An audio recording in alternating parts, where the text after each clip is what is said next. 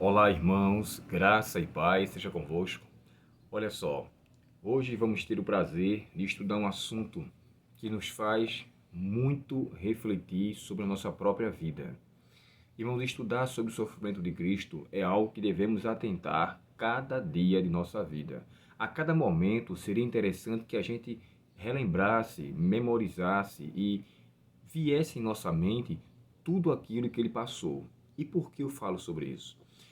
Reconsiderando o que Cristo passou por mim, por você, que eu vejo melhor a minha condição de pecado, que eu vejo melhor a minha vontade de fazer aquilo que eu sei que não só vai causar dor ao coração de Cristo, mas o pior de tudo é que vai causar dano à minha própria vida. Sabe, irmãos, o lugar que Jesus esteve é chamado de Getsemane, era um jardim até então.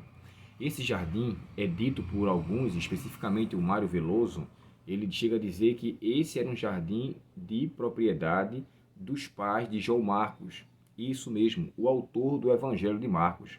Não só o lugar onde Jesus tinha o hábito de frequentar, ali naquela casa onde eles residiam, e ali onde ele fez a última ceia também, como esse lugar que, de acordo com o Evangelho de Lucas, no capítulo 22 e o verso 39, Jesus costumava ir diversas vezes ali próximo ao Monte das Oliveiras. Era um jardim, na verdade, onde ele tinha prazer em ir com seus discípulos e orar ali com frequência. Fazia aquilo diversas vezes, por várias noites, ele tinha o hábito de ir para aquele lugar. E agora, indo Jesus para lá, não era para fazer as mesmas coisas que antes fazia. É claro que ele vai lá para refletir em oração e se comungar com Deus. E ele leva mais uma vez, irmãos, 3 dos seus discípulos a quem ele mais tinha apreciado. 8 ficaram à parte e 3 foram com ele, uma vez que Judas já não estava mais aqui presente, uma vez que ele tinha ido se enforcar. Esses 3 é os que nós conhecemos como os 3 de Jesus, né? Aquele grupo seleto que era Pedro, Tiago e João. Esses dois, né, o Tiago e João, foram aqueles que em outros momentos pediram para Jesus que a sua mãe o pediu, né, que ele colocasse um à sua direita e um à sua esquerda.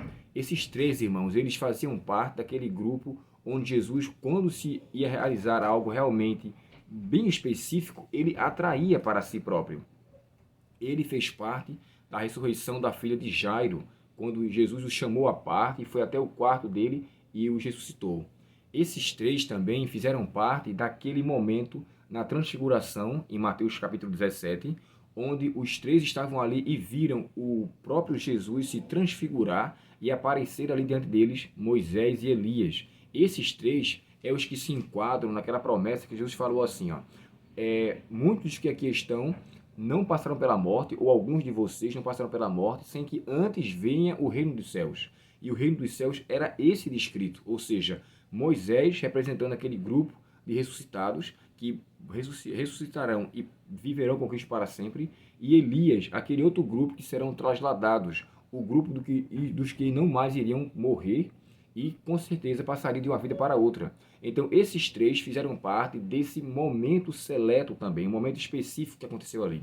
E olha só, Jesus escolheu esses 3 para estar com eles, pois neles ele encontrava apreço e abrigo em alguns momentos, porém agora isso não acontece. Esses 3 amigos, irmãos, os quais Jesus tinha tanto apreço, lamentavelmente, quando ele pede para que vigiem e orem, acontece o contrário. E aqui, relatado no capítulo 22 do Evangelho de Lucas, Jesus, quando pede para que ele vigie, o termo vigiar, irmãos, não deve só ser entendido como ficar com olhos abertos ou ficar em alerta, mas participe comigo dessa oração, porque eu estou orando pelo que vai acontecer comigo e vocês devem orar por vocês para o que vai acontecer com vocês. E de fato era necessário que eles preparassem para as provações que havia de vir. Como sabemos, Tiago foi o primeiro discípulo a ser morto a fio de espada, da espada, pelo rei Herodes. Depois, mais adiante, o próprio Pedro diz a história que ele morreu crucificado de cabeça para baixo. E ele foi perseguido e sofreu grande agonia na sua perseguição. Assim como Tiago também, que foi um mártir e acabou também, um mártir na verdade, e acabou também sendo morto a fio de espada. O último a ser morto desses 3 é João, que embora tenha sido morto por morte natural, ele passou por provações que, segundo a história relata, ele foi lançado em um caldeirão de óleo fervendo e saiu de lá ileso, semelhante ao que aconteceu com os 3 amigos de Daniel quando foram lançados na fornalha de fogo. Então, assim, diante dessa situação, Jesus queria com que eles orassem para com que as provações que haviam de vir contra ele, Deus pudesse então assisti-los. E ele queria com que eles orassem, coisa que lamentavelmente não aconteceu, especialmente naquele momento. Mas o que Cristo queria é que eles participassem da sua oração com o sofrimento que ele iria passar. Jesus agora estava querendo, irmãos, que os seus discípulos se compadecessem da situação que ele estava passando e de uma maneira muito especial pudessem então auxiliá-lo, mostrar companheirismo, e eles acabam dormindo.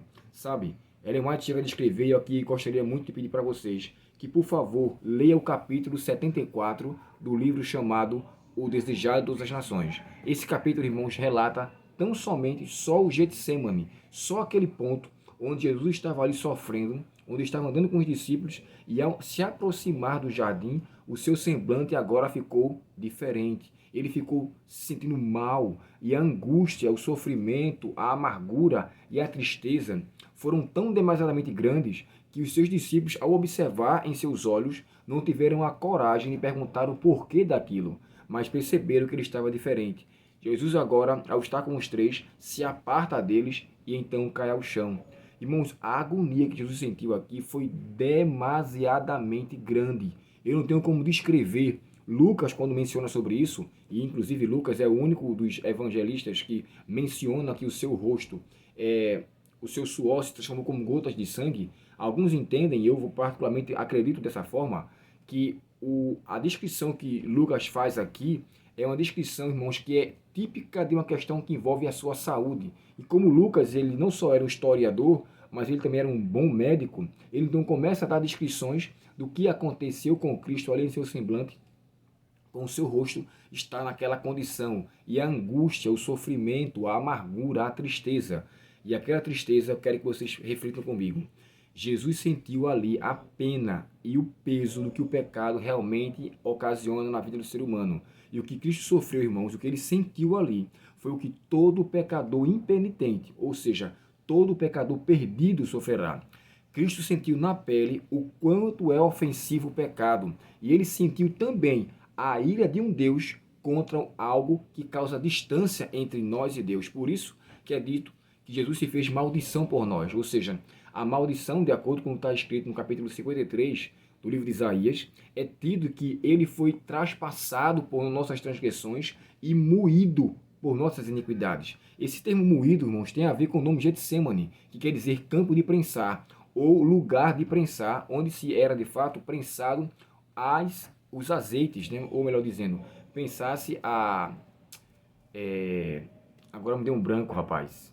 As oliveiras, né? Onde de fato saía o óleo de azeite que se era então feito ali naquele ambiente. Então, aquele lugar que era chamado de Getsemane, que era chamado de lugar de prensar, lugar de causar aperto e de causar espremer, foi o que Cristo sofreu também naquele momento quando ali ele esteve. Sabe, irmãos, o que me chama a atenção é que diante de uma situação tão difícil, Cristo sentiu-se distante do Pai. Naquele mesmo momento ali, Satanás o insultou. Satanás chegou a dizer que ele não poderia precisar passar por tão grande condição. Eu queria ler com vocês aqui, pelo menos num livro chamado O Desejado de Todas as Nações, 9 tópicos que eu separei do que Satanás fez com que Jesus sentisse. Olha só, o primeiro ponto que eu separei aqui diz assim, ó: Satanás dizia-lhes que ele se tornasse o penhor de um mundo pecaminoso. Ele, caso vivesse dessa forma, ou se procedesse de tal forma, ele seria eternamente separado do Pai. E a agonia foi demasiadamente grande, irmãos. Todos os pecados de toda a raça humana estavam sobre Cristo naquele momento. Segundo ponto, ele se identificaria com o reino de Satanás e nunca mais seria um com Deus. Isso foi o que Satanás ele insinuou na mente de Cristo. Terceiro ponto, que o próprio Cristo nada lucraria com esse sacrifício, ou seja, seria em vão o que ele tivera feito. Outro ponto aqui, ó, quarto ponto, Satanás apertava o Redentor, apresentando a situação justamente com seus piores aspectos. Só para vocês terem uma ideia, suponha-se que eu tivesse sendo digamos que, motivo de revelação do inimigo para Cristo. Como aqui está dito que mostrou o mundo em seus piores aspectos, então aparecia lá Abel embriagado, se prostituindo, matando, traindo, adulterando, o personagem de Abel em seu pior aspecto, em sua pior condição. Então ele mostrou isso para Cristo, a fim de que ele se entristecesse e visse que o seu sacrifício por mim não seria válido. E isso trouxe mais amargura ainda a ele. Continuando aqui, sobre as tristezas e amarguras que Satanás trouxe para ele, aqui diz assim, ó, olha, os seus discípulos vão te abandonar, todos vão te abandonar, você ficará sozinho. E um outro ponto que merece consideração, e aqui eu gostaria de fechar com vocês, eu não vou citar todos eles para não ficar tão extenso, a nação que pretende achar-se acima de todas as outras, as quais vantagens temporais e espirituais te rejeitou. Eles procuram te destruir. Um dos teus próprios discípulos vai te negar, ou melhor dizendo, vai te trair. E aqui, continuando, mais à frente, ele chega a dizer assim,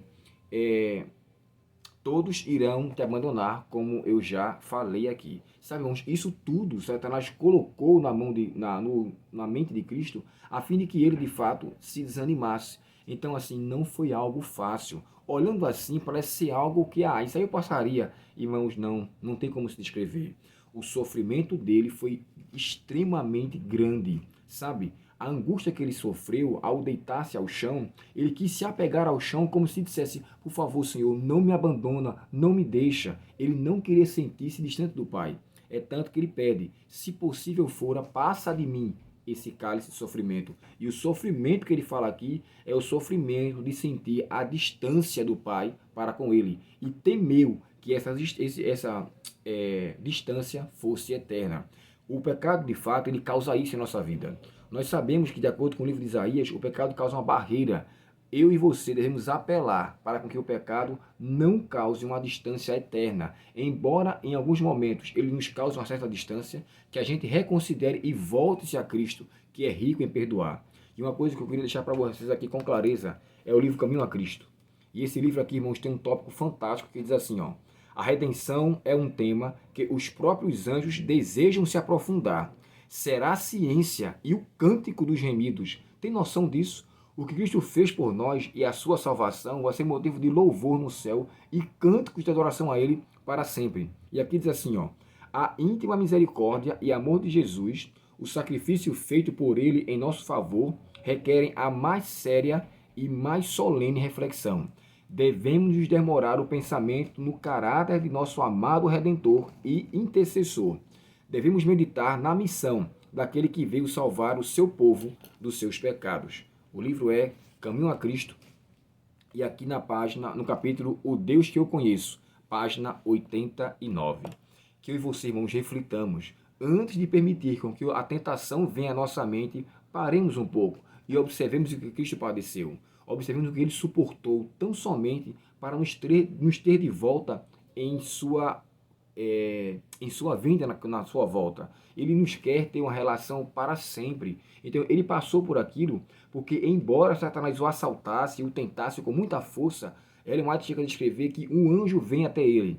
E quando esse anjo chega até Cristo, irmãos, ele levanta a sua cabeça e mostra os céus abertos, e muitas pessoas que iriam aceitar, iriam estar no céu por aquilo que ele fez. Então ele se reanima, ele então renova suas forças e agora se levanta e vai se entregar para os soldados romanos, a fim de que o andar da situação pudesse ocorrer consequentemente. Mas ele viu agora, e em suas palavras, como ele chegou a descrever, né? Eu verei a obra das minhas mãos, e pela redenção que eu ocasionei, eu ficarei satisfeito. Cristo ficará satisfeito. Eu pergunto a você, está você satisfeito com o que Cristo fez por você? Está você satisfeito em viver uma vida onde a condição de pecado parece que é aceita voluntariamente? Cristo quer de fato tirar você dessa condição. Cristo quer me tirar dessa condição. Por mais que seja satisfatório, Ele quer abrir os meus olhos a fim de fazer refletir. Abel, não foi para isso que eu lhe criei.